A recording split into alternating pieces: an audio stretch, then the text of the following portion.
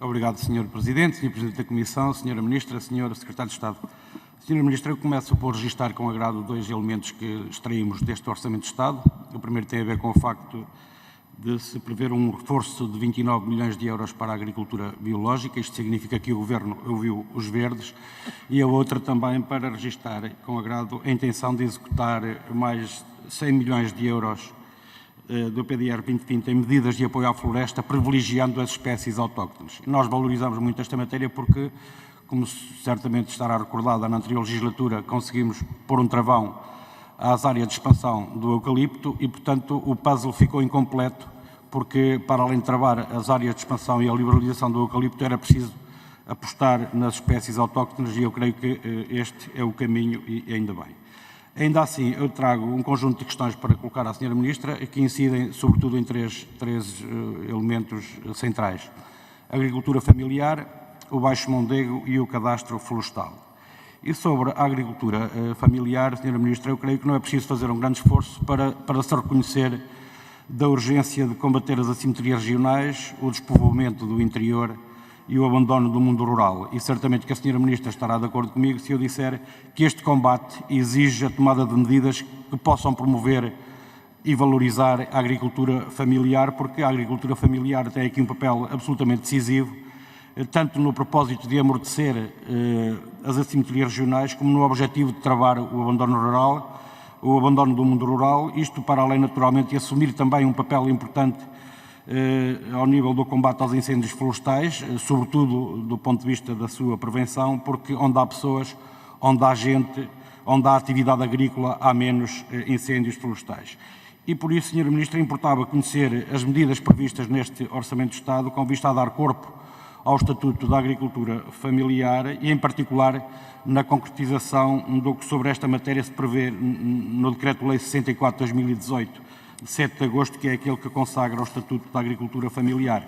De facto, este importante diploma legal prevê expressamente um conjunto de direitos que são atribuídos à agricultura familiar.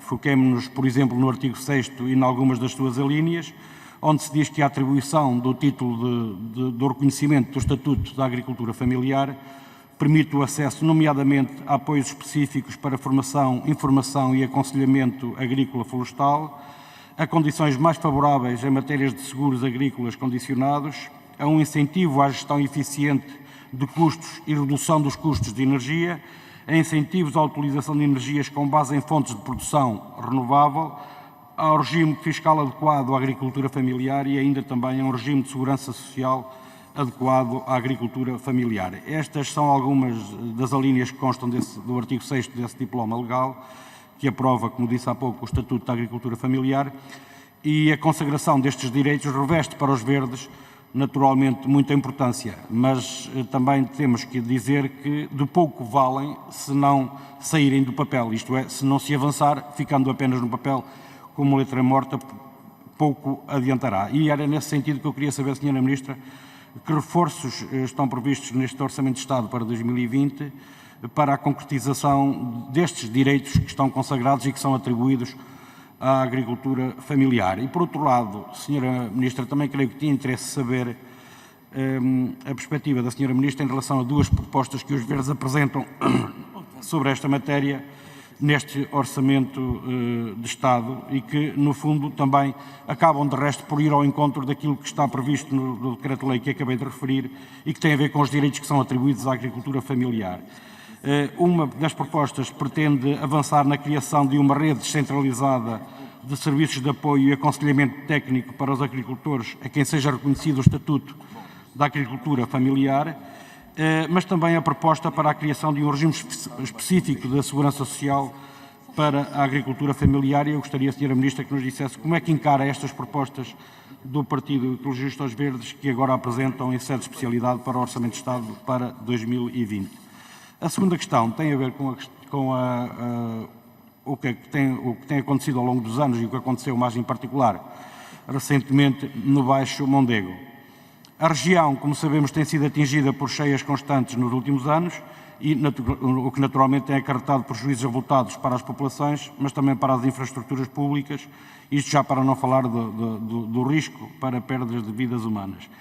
É um problema que tende a agravar-se e que tende a ser cada vez mais frequente em virtude também das alterações climáticas, e importava por isso saber que respostas constam do Orçamento de Estado para 2020 para a conclusão da obra hidroagrícola do Baixo Mondego, que, recorde-se, está por concluir há cerca de 40 anos e cujos prejuízos da sua não conclusão provavelmente até já seriam suficientes para custear ou para pagar essa obra.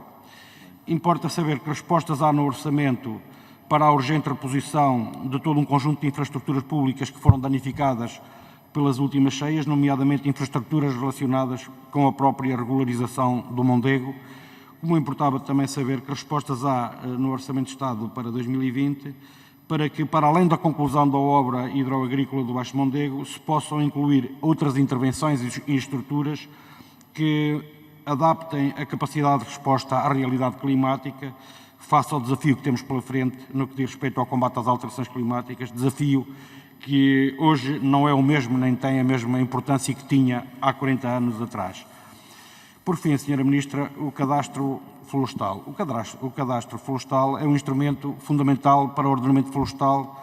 Eu creio que até é uma premissa absolutamente imprescindível para se falar de ordenamento florestal e representa uma medida essencial para combater o flagelo dos incêndios florestais de uma forma perspectiva, numa perspectiva preventiva. Sra. Ministra, para quando é que vamos ter o cadastro florestal e que verbas há neste Orçamento de Estado para a sua execução? Para terminar, Sra. Ministra, e uma vez que ainda tenho tempo, a Sra. Ministra disse há pouco, algo que me deixou surpreendido, ao referir que não vai haver aumento de estufas no Parque Natural do Sudoeste Alentejano e Costa Vicentina e, mais concretamente, no perímetro de rega do Mira. Sra. Ministra, se não vão aumentar as estufas, como é que a resolução que a Sra. Ministra referiu, a resolução do Conselho de Ministros 179 de 2019, se não vai haver aumento das estufas, se não vão haver novas estufas, como é que se explica que essa resolução reconhece a necessidade de novos alojamentos temporários para milhares de novos trabalhadores? Isto é, a Sra. Ministra diz assim, não vão haver novas estufas, não vai haver aumento de estufas no perímetro de rega do Mira, que eu recordo, estamos a falar do Parque Natural do Sudoeste Alentejano e Costa Vicentina, se não vai haver, se não vamos ter mais estufas, porque é que essa resolução prevê unidades amovíveis de alojamento para milhares de trabalhadores?